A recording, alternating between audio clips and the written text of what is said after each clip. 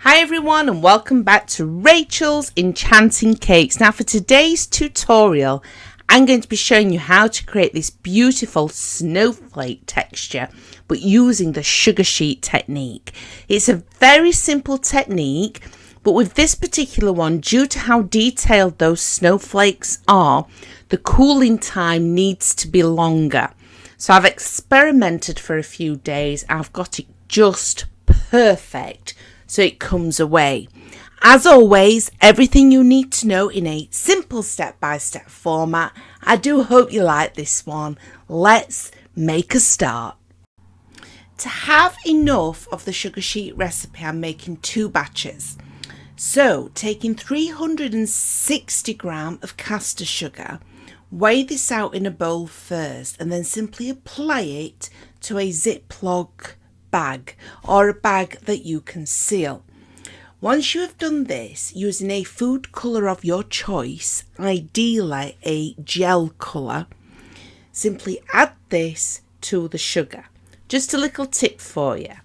The darker the colour, the more sparkly the sugar sheets tend to turn out. So if you want to use more of a navy blue, it will look even more stunning. So once you've added it to the bag, like I have here, simply seal it up. We can always add a little bit more later. And remember, this can be used for other things as well. So you may just want to make some coloured sugar to sprinkle on top of some cupcakes, for example. This is the way to do it, and it's completely edible. You simply just rub the bag together and you keep on rubbing, and eventually all of that sugar inside that bag will turn colour. Now remember what I said, the darker the colour, the more sparkly they tend to be. But I have actually made this without colouring it before and just used white, and it was just as stunning. So keep rubbing it together until you get the colour required. You now want to add 4 tablespoons of liquid glucose directly to the sugar. After placing it back in a bowl and using your hand, simply mix it all together until it's combined. The mould I am using today is by Karen Davis, and it's the Sugar Snowflakes mould. Now most people use these with fondant, but I love the sugar sheet technique, and just look at all of those beautiful snowflakes. This is why I wanted to try it with the technique, but it's also the reason why the setting time has to be different, and I've worked it all out for you. Shall we make a start with the sugar sheets? That's my favourite part. So I want you to treat the sugar sheet mixture as though it's fondant, and I just want you to push it in with your fingers. Keep on washing your hands because they will get quite sticky. And focus on making sure that all of that sugar sheet is really pushed into all of that detail. Again, take your time. There's no rush with this part. Your sugar sheet isn't just going to suddenly set on you, and you can save it overnight if you place it back into a bag. So just fill your mould completely and put plenty of pressure on the top, pushing down.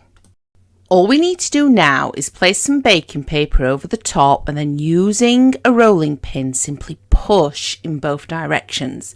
Now you're adding pressure, so you're making sure everything's pushed in, but for the excess that you can see here just on the edges, you will be able to cut it off with a blunt knife. Finally, I place the baking paper back on top and using my fingers just push down just to make sure I've picked up all of those snowflakes. This then wants to go into a fan assisted oven at 50 degrees centigrade for exactly 10 minutes. No longer, no shorter. It will set at room temperature, but it will need to be left overnight. Okay, so once it's been removed from the oven, it will be lovely and hard on the top, but it needs to be left to cool. Now, because this mould is so detailed and intricate, you need to leave it for roughly 45 minutes to an hour, compared to the 10 to 15 minutes in previous tutorials. But it allows the snowflakes to then cool down. Now, as the sugar sheets cool, they become more pliable. When it's still really soft, I want you to imagine liquid glucose when you've warmed it up compared to when it's at room temperature. And remember, this is just sugar and liquid glucose. The snowflakes, see, there's still a little bit stuck in the mould there, but nothing that you're going to notice once it's on the cake. So it needs to be left for that period of time in order to set correctly, because a lot of heat is still left inside that mould even though you've taken it out of the oven. It works perfectly. 45 minutes to an hour and no longer than 10 minutes baking time at 50 degrees centigrade. But just look how stunning and simple that was. And it's different. How many other people are going to be making their cakes using this method? Okay, so now I'm going to pick it up so you can see just how flexible it is and all of the detail. This is in slow motion. Look at that. So this will wrap around a cake beautifully. Now, the recipe I have given you in this particular tutorial content is enough to use with this mould at least twice, which will cover a 6-inch round, 4-inch deep cake. So I'm only going to be putting one layer of this cake on, and then I covered the rest of mine with edible snow. You'll find that as a separate tutorial in the reels. But you will need to make another piece, and then you simply just trim it down to the correct size to fill in the gap on your buttercream covered cake. I'm now going to apply this directly to the cake and show you just how simple it really is to do. So I have a 4-inch deep cake. It might just be over 4-inch.